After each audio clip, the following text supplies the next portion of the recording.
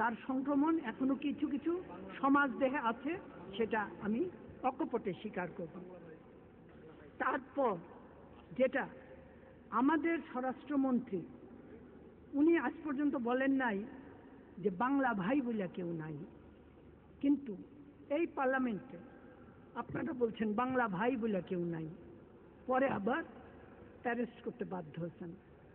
এবং কিভাবে এখানে মেনন নাই, মেনন রাশেদ খান মেনন সাহেব নাই, তাহলে উনিই বলতেন যে কিভাবে তার পার্টির কর্মীদের এই বাংলা ভাই ফাঁসি দিয়ে দিয়ে লটকায় রাখতো, এবং বিভিন্নভাবে সারা দেশে এই ধরনের অসংখ্য বাংলা ভাইয়ের আপনারা জন্ম দিয়েছেন। 500 জায়গায় একদিনে বোমা ফুটছে। বিচারক জজ, সেই জজরে হত্যা করা হয়েছে, তার বডিগার্ড শুদ্ধ হত্যা করা হয়েছে। এগুলি সব ভুলে গেছেন। বিস্মরণের প্রবল শক্তি আপনাদের আছে, এটা আমি স্বীকার করব। আপনারা ওই ব্যাপারে প্রবল পরাক্রম, বিস্মরণের ব্যাপারে আপনার প্রবল পরাক্রম, এতে কোনো সন্দেহ নাই। মাননীয় স্পিকার, যাই হোক, অন্তত আমাদের স্বরাষ্ট্রমন্ত্রী এখনো বলেন নাই লুকিং ফর শত্রু, ওইটা উনি বলেন নাই। আর একই সঙ্গে একটা কথা বলি, অনেকে আসলে এখানে একটু আমি জেন্ডার সেন্সিটিভ হতে চাই। মেয়েরা স্বরাষ্ট্রমন্ত্রী হবে, এটা আমাদের অনেক সময় সাইকিতে খুব আঘাত করে। কাজেই একজন মহিলা, সে যে সেই দিন পিলখানায় জীবনের ঝুঁকি নিয়ে গিয়া রাত্রিবেলায় ওইভাবে তারা সেই যারা তখন জীবিত ছিল তাদের উদ্ধার করে নিয়ে আসলো, কোথায় সেটা অ্যাপ্রিসিয়েটেড হবে? সেই জায়গায় তার সম্বন্ধে কটাক্ষ, তার সম্বন্ধে বিদ্রুপ। এই হলো আমাদের জেন্ডার, আমাদের দেশে যে জেন্ডার সেন্সিটিভ যে দেশ, যেখানে ম্যান শভিনিজম আছে, সেখানে মহিলারে এইভাবে দেখাটা মানে অনেক সময় আমাদের অনেকেরই গায়ে হয় না। কিন্তু সেদিন সে গেছিল, এবং গেছিল অনেকের চেয়ে অনেক বেশি সাহসের পরিচয় দিয়ে গেছিলাম।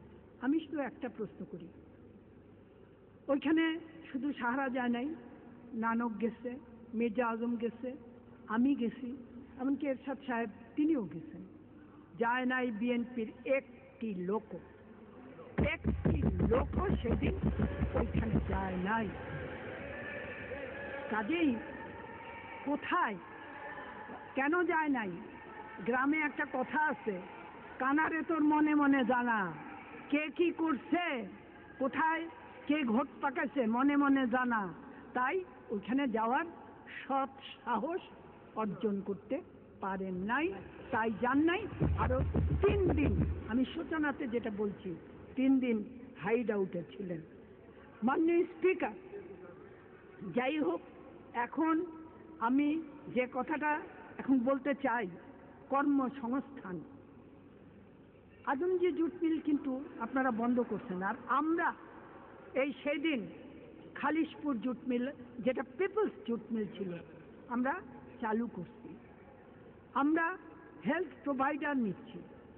আমি নিজে কৃষি মন্ত্রণালয়ের দায়িত্ব গ্রহণের পরে সেখানে 1 দফা উপসহকারী এবং বিভিন্ন নার্স সিস্টেমে, যেমন সেই আইবিএর মাধ্যমে রিটিন পরীক্ষা দিয়ে স্বচ্ছতার সঙ্গে নিয়োগ দিচ্ছে, এরকমভাবে বিভিন্ন মন্ত্রণালয়। আইবিএ কিন্তু কোনো দল বাছে না, আইবিএ সম্বন্ধে নিশ্চয়ই ধারণা আছে। সুতরাং এই আইবিএর মাধ্যমে যখন একটা রিটিন হয়, সেখানে দলের কোড নাম্বার থাকে, দলের নামই থাকে না। কাজেই শুধু দলের লোককে নেওয়া হয়েছে।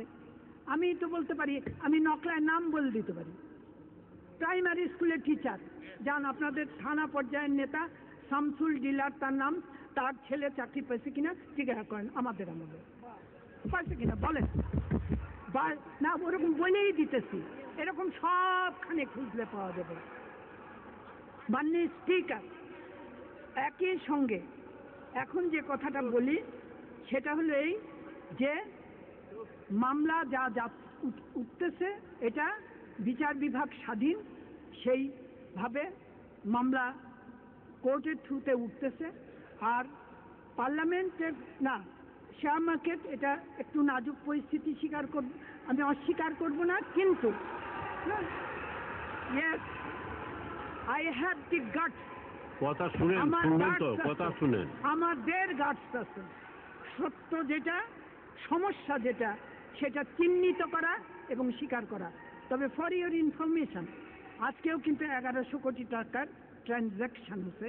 মন্দা কাঁধা আমরা আস্তে আস্তে কাটায় উঠছি। পৌরসভা ইলেকশন, আমরা মন্ত্রীরা কেউ কোথাও যাই নাই, এবং আপনারাও জিতছেন, আমরাও জিতছি, এবং এখন মোটামুটি মেজরিটি আমরা জিতে আসছি। প্রথমে তো খুব মানে লম্ফ দিতেছিলেন, কিন্তু এখন দেখা গেল যে না, হিসাবে আমরাই বেশি। যাই হোক, যা একই সঙ্গে দেশের টাকা বিদেশে যাচ্ছে বলে বললেন, শুনে হাসবো না কানবো বুঝতে পারি না। আমেরিকান ফেডারেল কোর্ট মাননীয় বিরোধী দলের নেত্রী আপনার পুত্র ধন্ডে মানি লন্ডারিং এর কেসে অভিযুক্ত করতে ভুলে গেছেন।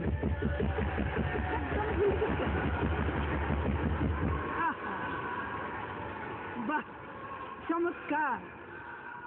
মানি লন্ডারিং, মাননীয় স্পিকার।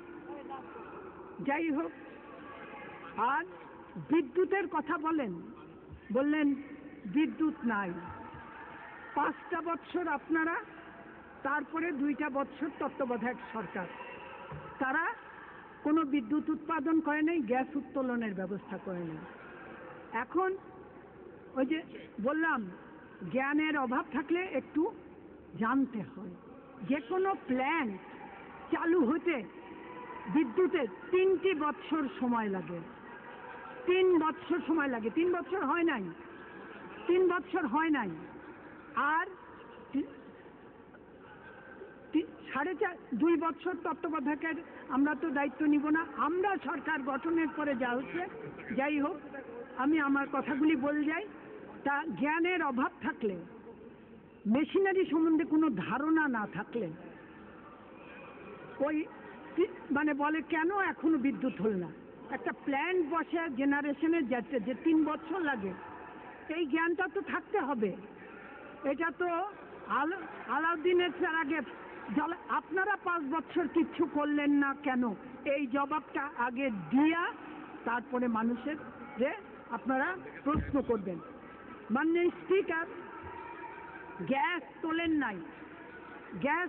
নাই, এখন আমরা গ্যাস তোলার ব্যবস্থা শুনেন না, আমরা যার কথা সবার শুনবেন তো, বললাম তো, করে তো কোনো লাভ নাই, দিয়ে যাচ্ছি। এবং একই সঙ্গে একটু খালি বলি,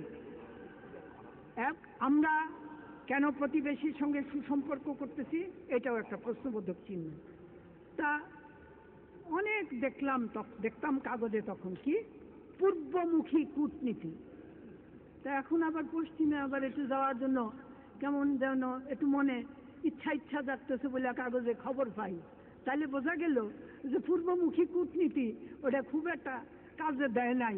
তাই এখন আবার একটু পশ্চিমে যাইবার ইচ্ছা বা মনোবাসনা তীব্রভাবে জাগরিত হইতেছে মনের অভ্যন্তরে। তাই আজকে এখন আবার পশ্চিমেও যাওয়ার কথাবার্তা চিন্তা করা হচ্ছে। যাক, ঠিক আছে।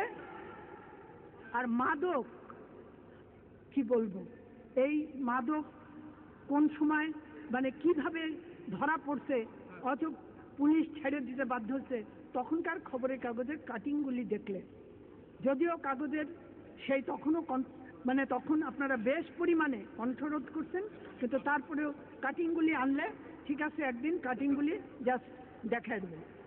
আর সরকারি নিয়োগ কিভাবে পিএসসি বানাইছিলেন ভুলে গেছেন? একটা ছেলে আমাদের বিসিএস এ সুযোগ পায় নাই। আর আজকে বিসিএস বাদ দেন, আমি তো বললাম প্রাইমারি স্কুলের টিচারও, আমি আমার এলাকা দিয়া আমি বল দিলাম আপনাদের, সব এলাকায় এইগুলি না, আপনার তো এলাকাই নাই। মওদুদ সাহেবের তো এলাকা নাই। দেখেন, মওদুদ সাহেবের কোনো এলাকা নাই। উনি আসলে আমাদের মাননীয় সংসদ সদস্য মওদুদ সাহেবের এলাকা নাই, এটা বাস্তব। হ্যাঁ, এমনিতে এই যে আজকের আগে রাখো না, এইখানে আসার আগে তো উনি কি যুক্তি দিতেন? উনি যুক্তি দিতেন যে না, পার্লামেন্টে যাওয়ার মতো অবস্থাই নাই, এই পার্লামেন্টে আমরা যেতে পারি না, পার্লামেন্ট যাওয়ার অযোগ্য। আবার দেখি বাই ইলেকশনে ইচ্ছা জাগরুক হয় গিয়া অন্যের সিটে গিয়া কোনো রকমের সমাজ। ঠিক আছে, কাজী মানে এলাকা নাই, একদম এলাকা নাই। তো ওই তো শোনেন, ওবায়দুল কাদেরও জেলে ছিল, আপনি ছিলেন, কিন্তু ওবায়দুল কাদেরের মানুষ প্রত্যাখ্যান করে নাই, আপনারে আপনার এলাকার লোক প্রত্যাখ্যান করে। মাননীয় স্পিকার, কাজেই আমি আর বেশি লম্বা করতে চাই না। তো সেই এর এখন আমি বলবো যে আপনারা আসছেন, সুস্বাগতম, দয়া করে অবস্থান করেন এবং হ্যাঁ আমাদের ভুল ত্রুটি ধরায় দেবেন। We are open to criticism. আমরা নিজেদের সংশোধন মানুষ যদি কোনো ভুল করে, যে কেউ তার ডেমোক্রেটিক স্পিরিট থাকলে সে নিজেদের সংশোধন করে, এইটাই চল, এইটাই গণতন্ত্র, এইভাবেই বিকশিত হয়। মাননীয় স্পিকার, তাই আমি বলবো যে আজকে যে মাননীয় বিরোধী দলের নেত্রী এই যে কি বলবো বিস্মরণের প্রতিযোগিতায় যদি নাম দেন, তাহলে নিশ্চয়ই উনি প্রথম পুরস্কারটি ছিনায় আনতে পারবেন, এতে আমি নিঃসন্দেহ। তাই বিস্মরণের প্রতিযোগিতায় ফার্স্ট হওয়ার জন্য ওনারে আমি অগ্রিম অভিনন্দন জানাই আমার বক্তব্য শেষ করলাম। খোদা হাফেজ। ধন্যবাদ।